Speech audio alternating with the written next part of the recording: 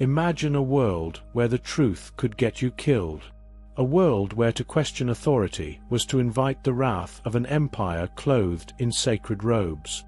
A world where the mere act of believing differently was punishable by fire. This was the world of the Cathars.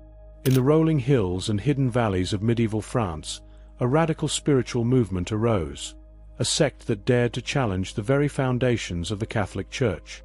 They called themselves the Pure Ones. Their beliefs were unlike anything seen before, yet they carried whispers of an ancient wisdom, a truth so dangerous that the Church launched the first crusade against fellow Christians just to silence it. But what was it that made the Cathars so dangerous? Was it their rejection of the material world, their belief that this realm was a prison forged by a false god? Or was it their defiance of religious power, their insistence that divine truth was found not in the halls of Rome, but within the soul of every seeker? The Church labeled them heretics. They called themselves the true inheritors of Christ's message. And so, a war began. A war not only of swords and fire, but of ideas. The Cathars were wiped from history, erased from official doctrine, their wisdom buried beneath centuries of suppression. But the question remains, what did they know that the Church feared so much? Tonight, we unravel the hidden truth of the Cathars. What do you think? To understand why the Cathars were banned, hunted, and ultimately annihilated, we must first understand the dangerous seed they planted in the collective mind, a seed that threatened to uproot the entire foundation of medieval Christendom. At the heart of Cathar philosophy was a cosmic rebellion. They believed the world you and I inhabit, the earth beneath your feet, the sky above, even the flesh and bone of your own body, was not the creation of a loving God. It was, in their eyes, the work of a false god, a malevolent architect known as the Demiurge. To the Cathars, the true, unknowable God existed beyond this material prison, pure, radiant, and unreachable by human senses. What we call reality was a carefully constructed illusion, a trap to ensnare divine sparks, fragments of the eternal soul, within the chains of flesh, desire, and suffering. They believed the Church itself had unknowingly allied with this false god by worshipping the material world, its hierarchies, its power structures, and its rituals of control. For the Cathars, salvation wasn't found in the sacraments or obedience. It was found in awakening, in recognizing the prison of the flesh and learning to transcend it. Their teachings echoed the lost voices of the ancient Gnostics, that you are not your body, that the world you see is a veil, not a truth, that beneath the illusion you are something vast and eternal, a fragment of the divine light, trapped in matter. But the Cathars went further. They rejected the Church's authority, refused to take oaths, denied the need for priests, and lived by a strict ethic of purity, simplicity, and non-violence. They believed the soul would reincarnate again and again, until it finally broke free from the cycle of suffering, returning to the light beyond the stars. This was not just heresy. It was a revolution of the soul, a direct threat to a Church that ruled by fear, hierarchy, and promises of salvation only through obedience. But this is only the surface. The true, hidden danger of the Cathars' wisdom lay deeper, in what it implied about power, freedom, and the nature of reality itself. Ideas alone do not terrify empires. What threatens power is what people do with those ideas. The Cathars weren't just preaching philosophy from the safety of secluded monasteries. They lived their beliefs, and in doing so, they dismantled the very foundations of medieval society.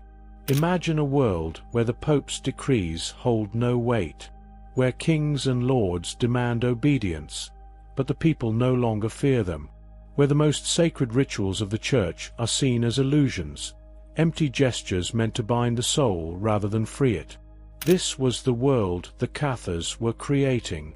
They refused to swear oaths, believing one's word should be sacred without coercion. They rejected violence in all forms, including warfare and capital punishment, an unforgivable sin in an era ruled by the sword. They saw the accumulation of wealth as spiritual corruption, refusing to partake in the greed that fueled feudal power.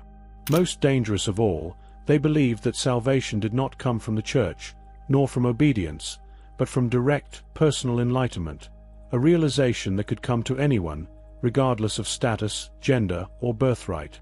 This was not just heresy. It was a blueprint for an entirely different world. A world where kings held no divine right, where priests had no power over the soul, where fear of hell no longer kept people in chains. This is why the Cathars were not simply debated or excommunicated like other heretical groups. They were hunted. They were burned alive. They were wiped from the pages of history with a brutality rarely seen, even in the blood-stained chronicles of the medieval church. In 1209, Pope Innocent III launched the Albigensian Crusade, an extermination campaign like no other.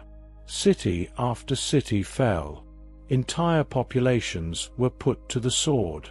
When asked how to distinguish the Cathars from the faithful, the infamous response was given: "Kill them all. God will know his own." But can truth ever be destroyed? Or does it linger, like embers beneath the ashes, waiting to reignite? The Cathars may have vanished, but their ideas, their hidden wisdom, may still hold the power to change how we see the world today. The Cathars were annihilated, but their wisdom was never truly extinguished. It lingers in whispers, in forgotten texts, and perhaps in the quiet intuitions of those who feel that the world is not as it seems. But what does their story mean for us, here and now? In a world still driven by power, deception, and materialism, the Cathar way of life remains an act of defiance. Their teachings, stripped of dogma, fear, and coercion, offer a radical spiritual alternative. Question the nature of the world. If the Cathars were right, if this world is ruled by forces that seek to entrap rather than liberate, then blind obedience is never the answer. True wisdom begins with doubt. Seek direct experience of truth. The Cathars rejected intermediaries between the soul and the divine. What would happen if you looked beyond external authorities, beyond institutions, traditions, or inherited beliefs, and sought truth through your own direct experience?